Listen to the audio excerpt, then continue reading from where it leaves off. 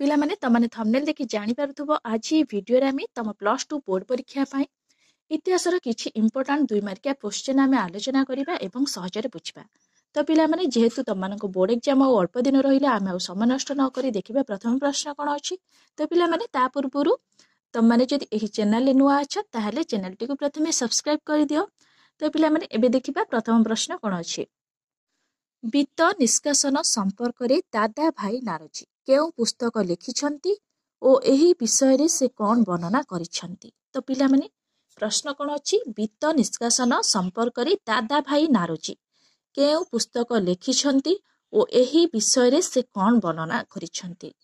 ତ ପିଲାମାନେ ଏହାର ଉତ୍ତର କ'ଣ ଲେଖିବ ନା ବିତ୍ତ ନିଷ୍କାସନ ସମ୍ପର୍କରେ ଦାଦା ଭାଇ ନାରୋଜୀ ଲେଖିଥିବା ପୁସ୍ତକର ନାମ poverty and on British rule in India.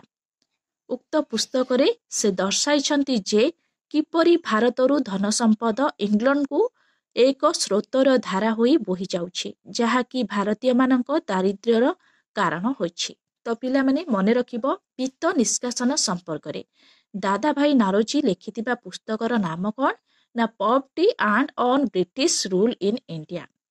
ଉକ୍ତ ପୁସ୍ତକରେ ସେ କ'ଣ ଦର୍ଶାଇଛନ୍ତି ନା ଦର୍ଶାଇଛନ୍ତି ଯେ କିପରି ଭାରତରୁ ଧନ ସମ୍ପଦ ଇଂଲଣ୍ଡକୁ ଏକ ସ୍ରୋତର ଧାରା ହୋଇ ବୋହି ଯାଉଛି, ଯାହାକି ଭାରତୀୟମାନଙ୍କ ଦାରିଦ୍ର୍ୟର କାରଣ ହୋଇଛି। ତ ପିଲାମାନେ ମନେ ରଖିବ ବହୁତ ଇମ୍ପୋର୍ଟାଣ୍ଟ ଅଛି ତମମାନଙ୍କ ପାଇଁ। ନେକ୍ସଟ କ୍ୱେଶ୍ଚିନ୍ ଦେଖିବା, ସାନ୍ତାଳ ବିଦ୍ରୋହ କେବେ ଆରମ୍ଭ ହୋଇଥିଲା? ଏହାର ଏକ ମୁଖ୍ୟ ନେତାଙ୍କ ନାମ ଲେଖ। ତ ପିଲାମାନେ ସାନ୍ତାଳ ବିଦ୍ରୋହ 1855 ମସିହାରେ ଆରମ୍ଭ ହୋଇଥିଲା। ଏହାର ଏକ ମୁଖ୍ୟ ନେତାଙ୍କ ନାମ ସିଧୁ କିମ୍ବା କାହ୍ନୁ ଥିଲା। ତ ପିଲାମାନେ ଏମିତି ବି ସର୍ଟ ଟାଇପ୍ ପ୍ରଶ୍ନ ପରୀକ୍ଷାରେ ଆସିପାରେ, ସାନ୍ତାଳ ବିଦ୍ରୋହ ଡ୍ୟାସ୍ ମସିହାରେ ଆରମ୍ଭ ହୋଇଥିଲା। ପିଲାମାନେ ମନେ ରଖିବ 1855 ମସିହାରେ ସାନ୍ତାଳ ବିଦ୍ରୋହ ଆରମ୍ଭ ହୋଇଥିଲା। ଏହାର ଏକ ମୁଖ୍ୟ ନେତାଙ୍କ ନାମ ହେଉଛି ସିଧୁ କିମ୍ବା କାହ୍ନୁ ଥିଲା। ପିଲାମାନେ ମନେ ରଖିବ ବହୁତ ଇମ୍ପୋର୍ଟାଣ୍ଟ ଅଛି ତମମାନଙ୍କ ପାଇଁ।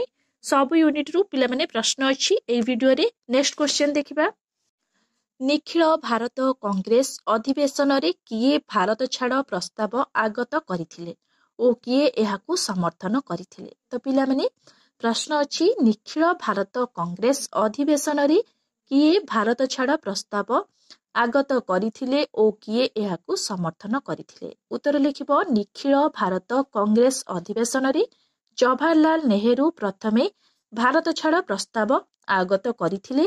ସର୍ଦ୍ଦାର ବଲ୍ଲଭ ଭାଇ ପଟେଲ ଏହାକୁ ସମର୍ଥନ କରିଥିଲେ। ପିଲାମାନେ ମନେ ରଖିବ ନିଖିଳ ଭାରତ କଂଗ୍ରେସ ଅଧିବେଶନରେ ଜବାହରଲାଲ ନେହେରୁ ପ୍ରଥମେ ଭାରତ ଛାଡ଼ ପ୍ରସ୍ତାବ ଆଗତ କରିଥିଲେ। ସର୍ଦ୍ଦାର ବଲ୍ଲଭ ଭାଇ ପଟେଲ ଏହାକୁ ସମର୍ଥନ କରିଥିଲେ। ପିଲାମାନେ ମନେ ରଖିବ ବହୁତ ଇମ୍ପୋର୍ଟାଣ୍ଟ ଅଛି। ନେକ୍ସଟ କ୍ୱେଶ୍ଚିନ୍ ଦେଖିବା, ଆଲବେରୁଣି ଭାରତ ଭ୍ରମଣର ଅନୁଭୂତି ସମ୍ପର୍କରେ ଲେଖିଥିବା ପୁସ୍ତକର ନାମ କ'ଣ? ଏହା କେଉଁ ଭାଷାରେ ଲିଖିତ? ପିଲାମାନେ ପ୍ରଶ୍ନ ଅଛି ଆଲବେରୁଣି ଭାରତ ଭ୍ରମଣର ଅନୁଭୂତି ସମ୍ପର୍କରେ ଲେଖିଥିବା ପୁସ୍ତକର ନାମ କ'ଣ? ଏହା କେଉଁ ଭାଷାରେ ଲିଖିତ? ଉତ୍ତର ଲେଖିବ ଆଲବେରୁଣିଙ୍କ ଭାରତ ଭ୍ରମଣର ଅନୁଭୂତି ପୁସ୍ତକର ନାମ କିତାବ ଭଲ୍ ହିନ୍ଦ ବା ତାହିକ ଇ ହିନ୍ଦ ଅଟେ। ଉକ୍ତ ପୁସ୍ତକଟି ଆରବୀୟ ଭାଷାରେ ଲେଖାଯାଇଛି। ତ ପିଲାମାନେ ମନେ ରଖିବ ଏମିତି ବି ସର୍ଟ ଟାଇପ୍ ପ୍ରଶ୍ନ ପରୀକ୍ଷାରେ ଆସିପାରେ, ତାହିକ ଇ ହିନ୍ଦ ପୁସ୍ତକର ରଚୟିତା କିଏ? ପିଲାମାନେ ମନେ ରଖିବ ଆଲବେରୁଣି ଭାରତ ଭ୍ରମଣର ଅନୁଭୂତି ପୁସ୍ତକର ନାମ କ'ଣ ନା ତାହିକ ଇ ହିନ୍ଦ ବା ତାହିକ ଇ ହିନ୍ଦ ପୁସ୍ତକର ରଚୟିତା କିଏ ନା ଆଲବେରୁଣି। ପିଲାମାନେ ଏହି ତାହିକ ଇ ହିନ୍ଦ ପୁସ୍ତକଟି କେଉଁ ଭାଷାରେ ଲେଖାଯାଇଛି ନା ଆରବୀୟ ଭାଷାରେ ଲେଖାଯାଇଛି। ପିଲାମାନେ ଦୁଇଟି ସର୍ଟ ଟାଇପ୍ ପ୍ରଶ୍ନ ପାଇପାରିଲ। ତ ପିଲାମାନେ ବହୁତ ଇମ୍ପୋର୍ଟାଣ୍ଟ ଅଛି, ତମାନେ ଏଇଭଳି ପଢ଼ିଲେ ହିଁ ଏଇ 2 ମାର୍କିଆ କ୍ୱେଶ୍ଚିନ୍ରୁ ତମାନେ ସର୍ଟ ଟାଇପ୍ ପ୍ରଶ୍ନ ପାଇପାରିବ। ତ ପିଲାମାନେ ଦେଖିବା ନେକ୍ସଟ କ୍ୱେଶ୍ଚିନ୍ କ'ଣ ଅଛି। ଦିଲ୍ଲୀରେ ସୁଲତାନି ଶାସନ ସମୟରେ ଉଲେମା ମାନଙ୍କ ଭୂମିକା କ'ଣ ଥିଲା? ପିଲାମାନେ ପ୍ରଶ୍ନ କ'ଣ ଅଛି, ଦିଲ୍ଲୀରେ ସୁଲତାନି ଶାସନ ସମୟରେ ଉଲେମା ମାନଙ୍କ ଭୂମିକା କ'ଣ ଥିଲା? ପିଲାମାନେ ଉଲେମା ମାନଙ୍କ ଭୂମିକା କ'ଣ ଥିଲା? ଉତ୍ତର ଲେଖିବ ଦିଲ୍ଲୀ ସୁଲତାନି ଶାସନ ସମୟରେ ଉଲେମା ମାନେ ଇସଲାମ ଧାର୍ମିକ ଶ୍ରେଣୀର ଥିବାରୁ ସେମାନେ ଧର୍ମୀୟ, ସାମାଜିକ ଏବଂ ଆଇନ ସମ୍ବନ୍ଧୀୟ ବ୍ୟାପାରରେ ହସ୍ତକ୍ଷେପ କରୁଥିଲେ। ବିଶେଷ କରି ଦୁର୍ବଳ ଶାସକମାନଙ୍କର କ୍ଷେତ୍ରରେ ବିଶେଷ ଲାଭ ଉଠାଉଥିଲେ। ସେମାନେ କାଜୀ ମୁହାତାସିବ ଭଳି ବିଚାରପତିଙ୍କ ଭୂମିକା ମଧ୍ୟ ଗ୍ରହଣ କରୁଥିଲେ। ପିଲାମାନେ ମନେ ରଖିବ ଦିଲ୍ଲୀ ସୁଲତାନି ଶାସନ ସମୟରେ ଉଲେମା ମାନେ କ'ଣ କରୁଥିଲେ ନା ଇସଲାମ ଧାର୍ମିକ ଶ୍ରେଣୀର ଥିବାରୁ ସେମାନେ ଧର୍ମୀୟ ସାମାଜିକ ଏବଂ ଆଇନ ସମ୍ବନ୍ଧୀୟ ବ୍ୟାପାରରେ ହସ୍ତକ୍ଷେପ କରୁଥିଲେ। ବିଶେଷ କରି ଦୁର୍ବଳ ଶାସକ ମାନଙ୍କର କ୍ଷେତ୍ରରେ ବିଶେଷ ଲାଭ ଉଠାଉଥିଲେ। ସେମାନେ କାଜୀ ମୁହତାସିବ ଭଳି ବିଚାରପତିଙ୍କ ଭୂମିକା ମଧ୍ୟ ଗ୍ରହଣ କରୁଥିଲେ। ନେକ୍ସଟ କ୍ୱେଶ୍ଚନ ଦେଖିବା। ଆକବର କାହିଁକି ତୀର୍ଥଯାତ୍ରୀ କର ଓ ଜିଜିଆ କର ଉଚ୍ଛେଦ କରିଥିଲେ? ପିଲାମାନେ ବହୁତ ଭଲ ପ୍ରଶ୍ନଟିଏ ଅଛି। ତ ପିଲାମାନେ ଏମିତି ବି ସର୍ଟ ଟାଇପ୍ ପ୍ରଶ୍ନ ପରୀକ୍ଷାରେ ଆସିପାରେ, କିଏ ତୀର୍ଥଯାତ୍ରୀ କର ଓ ଜିଜିଆ କର ଉଚ୍ଛେଦ କରିଥିଲେ? ତ ମାନେ ମନେ ରଖିବ ଆକବର ତୀର୍ଥଯାତ୍ରୀ କର ଓ ଜିଜିଆ କର ଉଚ୍ଛେଦ କରିଥିଲେ। ପିଲାମାନେ କାହିଁକି ଆକବର ତୀର୍ଥଯାତ୍ରୀ କର ଓ ଜିଜିଆ କର ଉଚ୍ଛେଦ କରିଥିଲେ?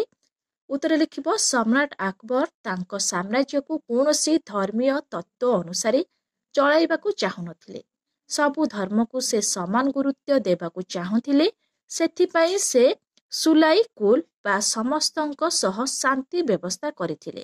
ସେଥିପାଇଁ ହିନ୍ଦୁ ଏବଂ ଅଣମୁସଲମାନଙ୍କ ଉପରେ ପ୍ରଚଳିତ ଥିବା ତୀର୍ଥକର ଏବଂ ଜିଜିଆ କରକୁ ପକ୍ଷପାତିତ ରୂପେ ବିଚାର କରି ଉଠାଇ ଦେଇଥିଲେ।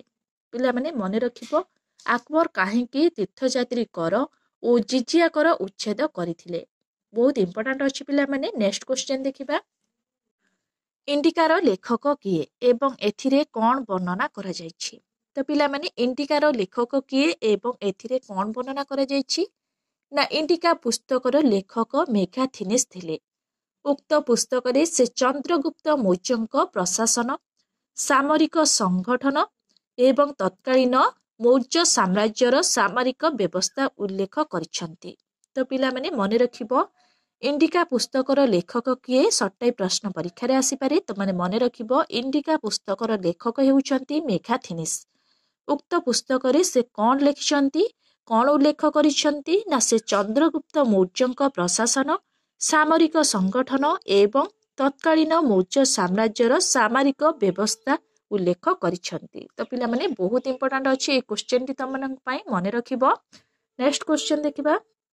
ଋକ୍ ବୈଦିକ ଯୁଗରେ ରାଜାଙ୍କ ଶାସନରେ ପୁରୋହିତ କାହିଁକି ସର୍ବପ୍ରଧାନ ଅଧିକାରୀ ଥିଲେ? ପିଲାମାନେ ବହୁତ ଭଲ ପ୍ରଶ୍ନଟିଏ ଅଛି।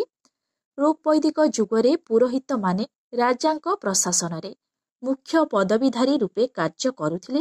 ସେମାନେ ଯେ କେବଳ ରାଜାଙ୍କର ମୁଖ୍ୟ ଉପଦେଷ୍ଟା ଥିଲେ ତା ନୁହେଁ, ରାଜ୍ୟାଭିଷେକ, ସାମରିକ ଅଭିଯାନ ପୂର୍ବରୁ ପବିତ୍ର ମନ୍ତ୍ରୋଚ୍ଚାରଣ ଏବଂ ଅନ୍ୟାନ୍ୟ ଧର୍ମକାର୍ଯ୍ୟ ମଧ୍ୟ କରୁଥିଲେ। ପିଲାମାନେ ମନେ ରଖିବ ଋକ୍ ବୈଦିକ ଯୁଗରେ ରାଜାଙ୍କ ଶାସନରେ ପୁରୋହିତ କାହିଁକି ସର୍ବପ୍ରଧାନ ଅଧିକାରୀ ଥିଲେ? ପିଲାମାନେ ନେକ୍ସଟ କ୍ୱେଶ୍ଚନ ଦେଖିବା। ନେକ୍ସଟ ପ୍ରଶ୍ନ କ'ଣ ଅଛି ପିଲାମାନେ? ଗାନ୍ଧାର କେଉଁଠାରେ ଅବସ୍ଥିତ ଥିଲା ଏବଂ ଏହି ମହାଜନପଦର କେଉଁଠାରେ ଏକ ବିଶ୍ୱବିଦ୍ୟାଳୟ ଥିଲା? ତ ପିଲାମାନେ ମନେ ରଖିବ ବର୍ତ୍ତମାନର ଆଫଗାନିସ୍ତାନର କାବୁଲ ଏବଂ ପାକିସ୍ତାନର ରାଓଲପିଣ୍ଡ ଅଞ୍ଚଳର ମଧ୍ୟଭାଗରେ ଗାନ୍ଧାର ଅବସ୍ଥିତ ଥିଲା। ଏହା ଷୋଡ଼ଶ ମହାଜନ ପଦରୁ ଅନ୍ୟତମ ମହାଜନ ପଦ ଥିଲା ଏବଂ ସେହିଠାରେ ତକ୍ଷଶିଳା ବିଶ୍ୱବିଦ୍ୟାଳୟ ଅବସ୍ଥିତ ଥିଲା। ତ ପିଲାମାନେ ଭଲ ପ୍ରଶ୍ନଟି ଅଛି। ତମାନେ ମନେ ରଖିବ ଗାନ୍ଧାର କେଉଁଠାରେ ଅବସ୍ଥିତ ଥିଲା ଏବଂ ଏହି ମହାଜନ ପଦର କେଉଁଠାରେ ଏକ ବିଶ୍ୱବିଦ୍ୟାଳୟ ଥିଲା। ନେକ୍ସଟ କ୍ୱେଶ୍ଚନ ଦେଖିବା। ନେକ୍ସଟ କ୍ୱେଶ୍ଚନ, ଇଂରେଜମାନେ କାହିଁକି ଭାରତରେ ଶୈଳନିବାସ ପ୍ରତିଷ୍ଠା କରିବା ପାଇଁ ଇଚ୍ଛା କରିଥିଲେ? ତ ପିଲାମାନେ ଇଂରେଜମାନେ କାହିଁକି ଭାରତରେ ଶୈଳନିବାସ ପ୍ରତିଷ୍ଠା କରିବା ପାଇଁ ଇଚ୍ଛା କରିଥିଲେ? ନା ଭାରତରେ ଶୈଳନିବାସ ଇଂରେଜମାନେ ପ୍ରତିଷ୍ଠା କରିବାର ଦୁଇଟି ମୁଖ୍ୟ କାରଣ ଥିଲା। ପ୍ରଥମଟି ହେଲା ଶୈଳନିବାସ ଗୁଡ଼ିକ ଗ୍ରୀଷ୍ମ ନିବାସ ପାଇଁ ଉପଯୁକ୍ତ ଥିଲା। ଦ୍ୱିତୀୟଟି ହେଲା ଏଗୁଡ଼ିକ ଇଂରେଜମାନଙ୍କୁ ଏବଂ ସେମାନଙ୍କ ସାମରିକ ବାହିନୀକୁ ମ୍ୟାଲେରିଆ, କଲେରା ରୋଗରୁ ସୁରକ୍ଷା ଦେବା ସହ ଯୁଦ୍ଧ ପରେ ସାମରିକ କ୍ଳାନ୍ତ ମେଣ୍ଟାଇବା ପାଇଁ ପ୍ରକୃଷ୍ଟ ସ୍ଥାନ ଯୋଗାଇଥିଲା। ତ ପିଲାମାନେ ମନେ ରଖିବ ଇଂରେଜମାନେ କାହିଁକି ଭାରତରେ ଶୈଳନିବାସ ପ୍ରତିଷ୍ଠା କରିଥିଲେ? ଭାରତରେ ଶୈଳନିବାସ ଇଂରେଜମାନେ ପ୍ରତିଷ୍ଠା କରିବାର ମୁଖ୍ୟତଃ ଦୁଇଟି କାରଣ ଥିଲା। ପ୍ରଥମଟି ହେଲା ଶୈଳନିବାସ ଗୁଡ଼ିକ ଗ୍ରୀଷ୍ମ ନିବାସ ପାଇଁ ଉପଯୁକ୍ତ ଥିଲା। ଦ୍ୱିତୀୟଟି ହେଲା ଏଗୁଡ଼ିକ ଇଂରେଜମାନଙ୍କୁ ଏବଂ ସେମାନଙ୍କ ସାମରିକ ବାହିନୀକୁ ମ୍ୟାଲେରିଆ, କଲେରା ରୋଗରୁ ସୁରକ୍ଷା ଦେବା ସହ ଯୁଦ୍ଧ ପରେ ସାମରିକ କ୍ଳାନ୍ତ ମେଣ୍ଟାଇବା ପାଇଁ ପ୍ରକୃଷ୍ଟ ସ୍ଥାନ ଯୋଗାଇଥିଲା। ତ ପିଲାମାନେ ନେକ୍ସଟ କ୍ୱେଶ୍ଚନ ଦେଖିବା। ଓଡ଼ିଆ ଆନ୍ଦୋଳନ ସମୟରେ ଜାତୀୟତାବାଦୀ ବୁଦ୍ଧିଜୀବୀଙ୍କ ଭୂମିକା କ'ଣ ଥିଲା? ପିଲାମାନେ ଉତ୍ତର ଲେଖିବ ଓଡ଼ିଆ ଆନ୍ଦୋଳନ ସମୟରେ ଜାତୀୟତାବାଦୀ ବୁଦ୍ଧିଜୀବୀମାନେ ନିମ୍ନୋକ୍ତ ଭୂମିକା ଗ୍ରହଣ କରିଥିଲେ। ପ୍ରଥମଟି ହେଲା ସେମାନେ ସମସ୍ତ ଓଡ଼ିଆ ଭାଷାଭାଷୀ ଅଞ୍ଚଳକୁ ଏକତ୍ର କରିବାର ଆଭିମୁଖ୍ୟ ନେଇ ଓଡ଼ିଆ ଭାଷାର ପରିଚୟ ପାଇଁ କାର୍ଯ୍ୟ କରିଥିଲେ। ଦ୍ୱିତୀୟଟି ହେଲା ସେମାନେ ଓଡ଼ିଶାକୁ ଏକ ସ୍ୱତନ୍ତ୍ର ପ୍ରଦେଶରେ ପରିଣତ କରିବା ସହ ଶିକ୍ଷା, ନାରୀ ମୁକ୍ତି, ସର୍ବୋପରି ଜାତି ପ୍ରଥା ଭଳି କୁସଂସ୍କାର ବିରୁଦ୍ଧରେ ଲଢୁଥିଲେ। ତ ପିଲାମାନେ ମନେ ରଖିବ। ନେକ୍ସଟ କ୍ୱେଶ୍ଚନ ଦେଖିବା।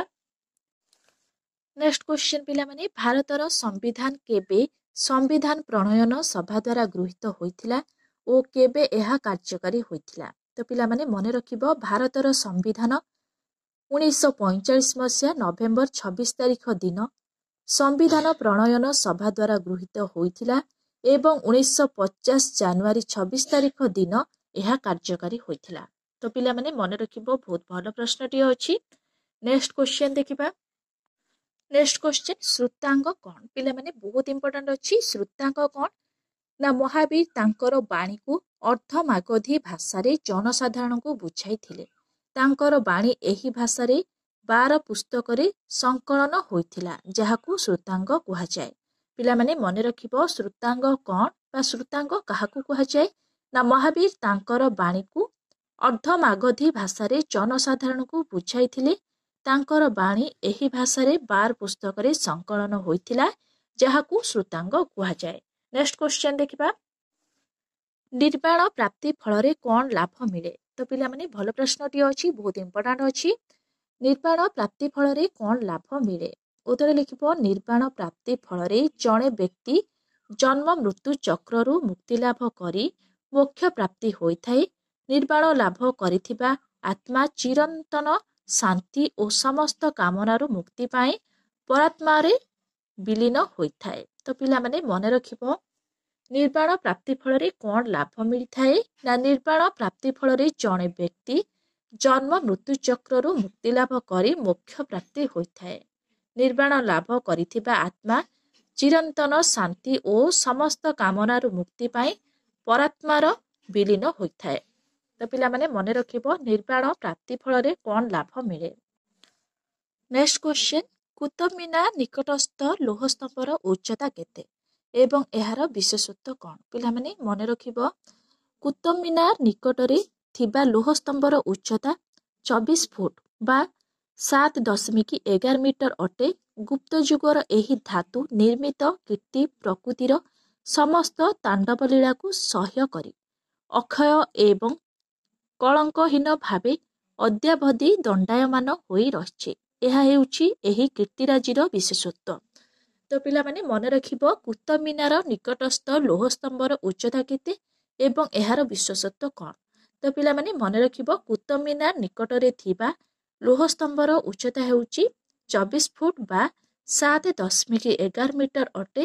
ଗୁପ୍ତ ଯୁଗର ଏହି ଧାତୁ ନିର୍ମିତ କୀର୍ତ୍ତି ପ୍ରକୃତିର ସମସ୍ତ ତାଣ୍ଡବ ଲୀଳାକୁ ସହ୍ୟ କରି ଅକ୍ଷୟ ଏବଂ କଳଙ୍କହୀନ ଭାବେ ଅଦ୍ୟାବଧି ଦଣ୍ଡାୟମାନ ହୋଇ ରହିଛି। ଏହା ହେଉଛି ଏହି କୀର୍ତ୍ତିରାଜିର ବିଶେଷତ୍ୱ। ତ ପିଲାମାନେ ମନେ ରଖିବ ବହୁତ ଇମ୍ପୋର୍ଟାଣ୍ଟ ଅଛି। ପିଲାମାନେ ନେକ୍ସଟ ଭିଡ଼ିଓରେ ଆମେ 3 ମାର୍କିଆ ପ୍ରଶ୍ନ ଆଲୋଚନା କରିବା। ତା ପୂର୍ବରୁ ତମମାନଙ୍କୁ ଯଦି ଏହି ଭିଡ଼ିଓଟି ଭଲ ଲାଗିଥାଏ ତାହେଲେ ଲାଇକ୍, ସେୟାର, ସବସ୍କ୍ରାଇବ କରିବାକୁ ଜମା ବି ଭୁଲିବନି। Thank you.